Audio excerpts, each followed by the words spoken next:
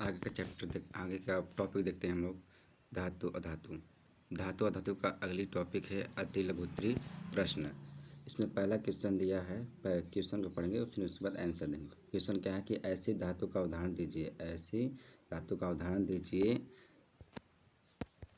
जो इसमें 4 क्वेश्चन दिया। फर्स्ट क्वेश्चन क्या है, कमरे के ताप पर द्रव होती है। ऐसी कौन सी धातु है जो कमरे के ताप पर द्रव होती है। और उसके बाद क्या है कि चाकू से आसानी से काटी जा सकती हैं। और उष्मा, थर्ड क्वेश्चन है उष्मा की सबसे अच्छी चालक होती है। और फोर्थ क्वेश्चन है उष्मा की कुचालक होती है। तो फर्स्ट एक क्वेश्चन का आंसर देखते हैं कि फर्स्ट क्वेश्चन दिया है कि ऐसी कौन सी धातु होती है जो कमरे के ताप पर द्रव होती है। तो कौन होता है, पारा होता है। तो कमरे के ताप पर द्रव कौन होता है, पारा होता है, जिसे हम मरकरी के नाम से भी जानते हैं। अगला क्वेश्चन है इसी प्रश्न का अगला क्वेश्चन है, चाकू से आसानी से काटी जाती है, इसमें कौन सा धातु होगा। तो सोडियम। सोडियम ऐसा धातु है जिसे हम चाकू से आसानी से काट सकते हैं। फिर थर्ड क्वेश्चन है उष्मा की सबसे अधिक चालक होती है। उष्मा की सबसे अधिक चालक होती है। तो उष्मा सबसे अधिक चालक कहाँ होती है, किस में होती है, किस धातु में होती है। तो सिल्वर। सिल्वर जिसे मतलब चांदी बोलते हैं। चांदी क्या होती है, उष्मा की सबसे अधिक चालक होती है। उष्मा की सबसे अधिक चालक किस में होती है, चांदी सिल्वर में होती है। अगला क्वेश्चन है उष्मा की कुचालक होती है। उष्मा की कुचालक होती है कौन सी धातु, लेड। लेड जिसे क्या बोलते हैं हम लोग, सीसा। क्या बोलते हैं, सीसा बोलते हैं। अगला क्वेश्चन है आघात। तो प्रश्न नंबर 2 है आपका अति लघुत्तरी प्रश्न का कि आघातवर्ध और तन्यता का अर्थ बताइए।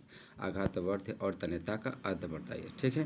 तो इस पर हम देखते हैं आघातवर्ध्यता क्या होता है। आघातवर्ध्यता क्या होता है, आघातवर्ध्यता क्या है, धातुओं को पीट कर पतली चादर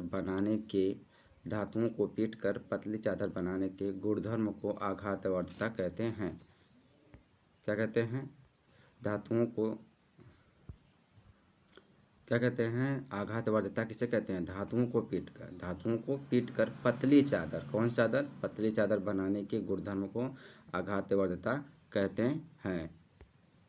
और अगला क्वेश्चन इसी में का है, तन्यता क्या होता है। तन्यता धातुओं को पतले तार के रूप में खींचने की क्षमता। इसमें खींचने की क्षमता बताया, उसमें पीटने की बात किया है।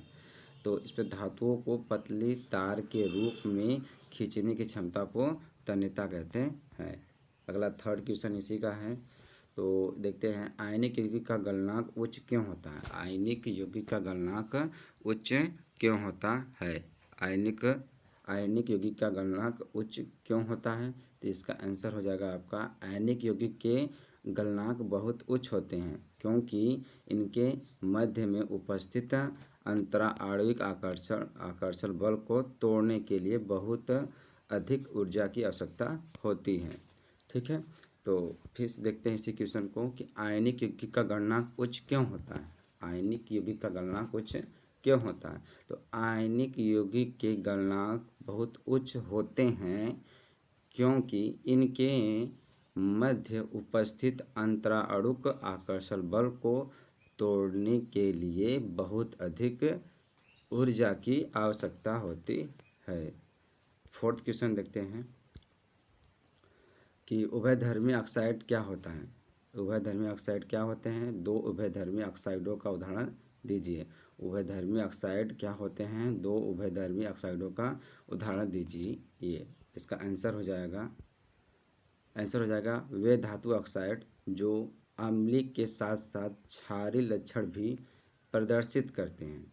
वे धातु ऑक्साइड जो अम्लीय के साथ साथ क्षारीय लक्षण भी प्रदर्शित करते हैं, अर्थात अम्ल तथा क्षार दोनों के साथ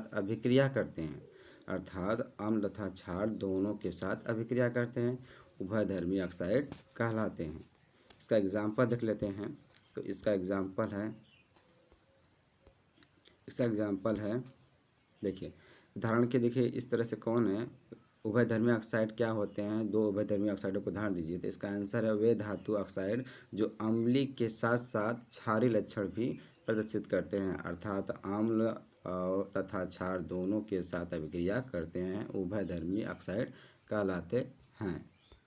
इसका उदाहरण देख लीजिए। उदाहरण क्या है कि एल्युमिनियम ऑक्साइड, इसको बोलते हैं Al2O3। एल्युमिनियम ऑक्साइड Al2O3 और जिंक ऑक्साइड इसे बोलते हैं ZnO। क्या बोलते हैं, ZnO। अगला क्वेश्चन देखते हैं। दो धातुओं के नाम बताइए जो तनु अम्ल से हाइड्रोजन को दो धातुओं के नाम बताइए जो तनु अम्ल से हाइड्रोजन को विस्थापित कर देगी तथा दो धातुएं जो ऐसी नहीं कर सकती हैं। ठीक है, फिर से प्रश्न पढ़ते हैं।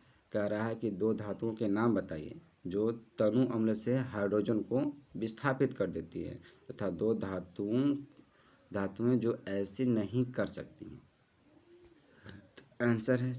आंसर इसका है कि जिंक तथा लोहा हाइड्रोजन को तनु अम्ल में से विस्थापित कर सकते हैं, जबकि कॉपर और तथा सिल्वर ऐसा नहीं कर सकते हैं। फिर से देखते हैं कि जिंक तथा लोहा हाइड्रोजन को तनु अम्ल में से विस्थापित कर सकते हैं। जिंक तथा लोहा हाइड्रोजन को तनु अम्ल में से विस्थापित कर सकते हैं, जबकि कॉपर तथा सिल्वर ऐसा नहीं कर सकते हैं। फिर से प्रश्न को देख लेते हैं दोबारा। दो धातुओं के नाम बताइए जो तनु अम्ल से हाइड्रोजन को विस्थापित कर देगी तथा दो धातुएं जो ऐसी नहीं कर सकती हैं। तो इसका आंसर देख लेते हैं। जिंक तथा लोहा हाइड्रोजन को तनु अम्ल में से विस्थापित कर सकते हैं, जबकि कॉपर तथा सिल्वर ऐसा नहीं कर सकते हैं। अगला क्वेश्चन देखते हैं। लोहे निम्न में से किस धातु की परत चढ़ाई जा सकती है? लोहे पर निम्न में से किस धातु की परत चढ़ाई जा सकती है और क्यों? क्या प्रश्न कहा है कि लोहे पर निम्न में से किस धातु की परत चढ़ाई जा सकती है और क्यों? इसमें ऑप्शन 3 दिए हैं, Mg दिया है, Cu दिया है, H दिया है। ठीक है, तो लोहे पर Cu व Ag की परत चढ़ाई जा सकती है। ठीक है,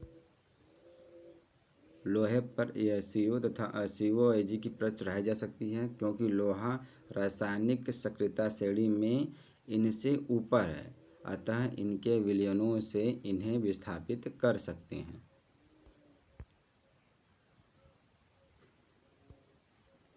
फिर देखते हैं। लोहे पर निम्न में से किस धातु की परत चढ़ाई जा सकती है? तो Mg, Cu, Ag ऑप्शन में से देखना है। तो आपका आंसर हो जाएगा लोहे पर Cu व Ag की परत चढ़ाई जा सकती है क्योंकि लोहा रासायनिक सक्रियता श्रेणी में इनसे ऊपर है, अतः इनके विलयनों से इन्हें विस्थापित कर देते हैं। अगला क्वेश्चन है। कॉपर के दो प्रमुख अयस्कों के नाम व सूत्र लिखिए। इसी का प्रश्न अगला दिया है। कॉपर के दो सल्फाइड अयस्कों के नाम व सूत्र लिखिए। इसी का अगला क्वेश्चन दे दिया है। कॉपर के एक अयस्क का नाम तथा सूत्र लिखिए। फिर से देख लेते हैं प्रश्न क्या क्या दिया है। प्रश्न दिया है कॉपर के दो प्रमुख अयस्कों के नाम व सूत्र लिखिए। फिर कह रहा है 7वां क्वेश्चन का कॉपर के दो सल्फाइड अयस्कों के नाम व सूत्र लिखिए। फिर कह रहा है कॉपर के एक अयस्क का नाम तथा सूत्र लिखिए। इसका आंसर देख लेते हैं हम लोग। तो सल्फाइड में क्या क्या ऑप्शन होता है, क्या क्या एग्जाम्पल होते हैं? कॉपर ग्लास, सल्फाइड में मतलब इसमें सल्फर रहना चाहिए, तो कॉपर ग्लास इसका फॉर्मूला होता है Cu2S। और कॉपर पायराइड इसका सूत्र होता है CuFeS2। सल्फाइड एक्स इसके एग्जाम्पल क्या क्या है? कॉपर ग्लास, तो Cu2S और कॉपर पायराइड CuFeS2। उसके बाद अगला क्या है? कौन सा ऑक्साइड है? ऑक्साइड एक्स है। एक्स कौन कौन से हैं? कॉपर के दो एक्स यही है, एक सल्फाइड एक्स होता है, एक ऑक्साइड एक्स। मतलब एग्जाम्पल में यहाँ पर दो ही है। तो क्या है इसका सूत्र क्या हो जाएगा आपका? एग्जाम्पल ऑक्साइड एक्स का क्यूप्राइड का फॉर्मूला क्या आता है? Cu2O। ठीक है, देख लेते हैं फिर से दोबारा इसी को। सल्फाइड एक्स के एग्जाम्पल क्या क्या है? कॉपर ग्लास Cu2S और copper pyrite CuFeS2। Copper pyrite CuFeS2। Oxide x इसका एग्जाम्पल क्या है? क्यूप्राइड Cu2O।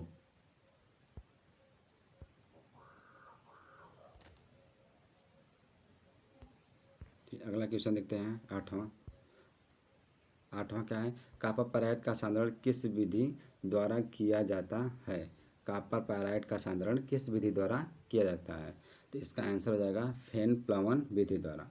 फिर से देख लेते हैं, कॉपर क्वेश्चन क्या है, कॉपर पैराइड का सांद्रण किस विधि द्वारा किया जाता है? तो फेन प्लवन विधि द्वारा, फेन प्लवन विधि द्वारा किया जाता है। अगला क्या है, क्वेश्चन है 9वां क्वेश्चन आपका है, कॉपर मैट क्या है? कॉपर मैट क्या है? अगला क्वेश्चन क्या है, कॉपर मैट क्या है? तो इसका उत्तर हो जाएगा कॉपर धातु के निष्कर्षण प्रक्रम में, कॉपर धातु के निष्कर्षण प्रक्रम में क्यूप्रस सल्फाइड और फेरस सल्फाइड का गलित मिश्रण प्राप्त होता है, जिसे क्या बोलते हैं? मैट कहते हैं। फिर से देख लेते हैं इसी क्वेश्चन को, कॉपर मैट क्या है? कॉपर धातु के निष्कर्षण प्रक्रम में क्यूप्रस सल्फाइड और फेरस सल्फाइड का गलित मिश्रण प्राप्त होता है, जिसे मैट कहते हैं। अगला क्वेश्चन है,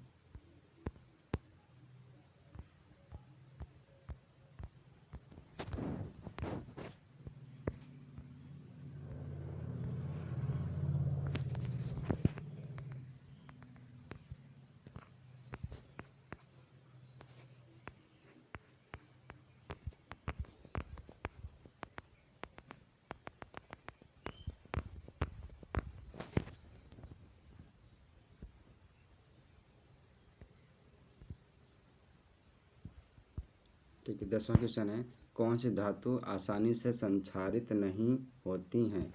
प्रश्न क्या है, कौन सी धातु आसानी से संक्षारित नहीं होती है? तो इसका आंसर हो जाएगा वे धातुएं जो सक्रियता श्रेणी में सबसे नीचे स्थित हैं। वे धातुएं जो सक्रियता श्रेणी में सबसे नीचे स्थित हैं, जैसे क्या होता है, सोना, चांदी आदि आसानी से संक्षारित नहीं होता है।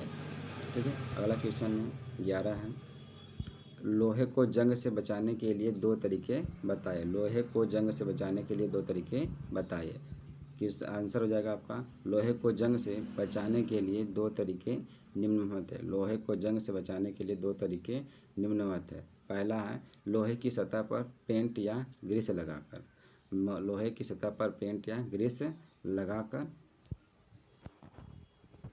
अगला है इसका यशद